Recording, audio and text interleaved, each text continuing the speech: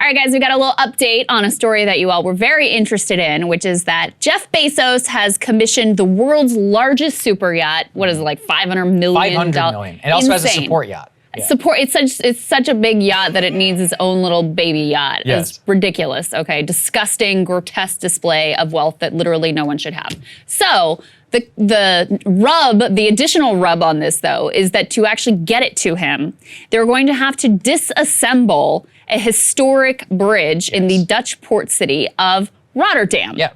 So they're going to take apart the bridge Which because was once bombed by the Nazis, Krystal. Yes, and which they had previously, they decommissioned it and they were planning to take it down, and there was such a public outcry. It's a national monument. That they kept it, they restored it. So this is apparently important to the people of that city. And so they are, the plan was to disassemble this bridge so that the yacht can pass through. There is a new effort afoot to fight back against this, organized on Facebook. The Dutch, by the thousands, are vowing to egg Jeff Bezos's yacht if, in fact, this bridge is disassembled to let his yacht pass. On the Facebook page that they set up, they say, calling all Rotterdammers, take a box of rotten eggs with you and let's throw them en masse at Jeff's super yacht when it sails through the Hef in Rotterdam. This organizer wrote that. And there are, I think I saw there were like 13,000 people are, quote, interested, designated that on Facebook. Nearly 4,000 have said they will actually attend.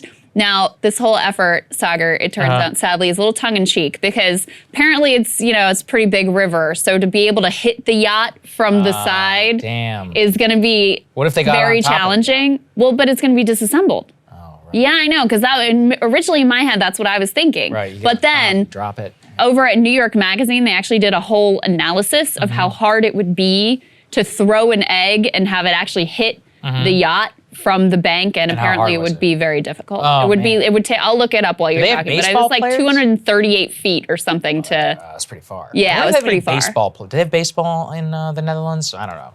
Look, this is pretty funny.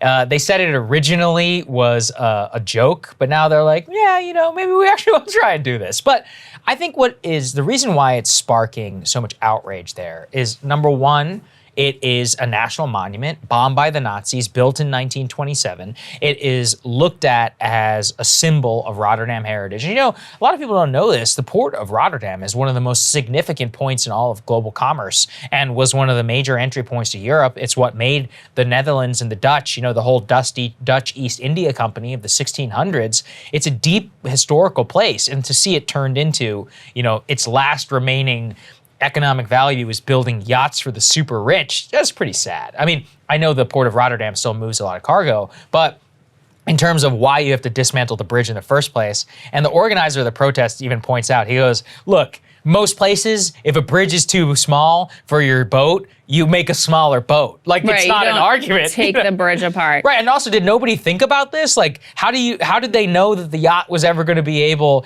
to go through? Did the government give them assurances? Like, yeah, don't worry. As long as you pay for it, it's all good. I say don't dismantle the bridge. Figure it out. I don't know. You got more money than God. You can move it around. You could dismantle it and put it on a truck. Apparently, that's the other alternative. Okay, do that. Because it's the masts that are too big. tall. Right. So you could, not fully assemble it or take part of the boat apart instead of part of the bridge apart.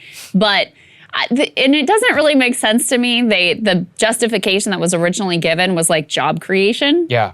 Which I was like, okay. Which I thought was a sort of kind of true. I feel bad for them. Perfect emblem. Perfect emblem of how the entire economy is just about like serving the whims of billionaires, and we all have to, hope for the crumbs that they're willing to cast off and get the job on the bridge disassembly team.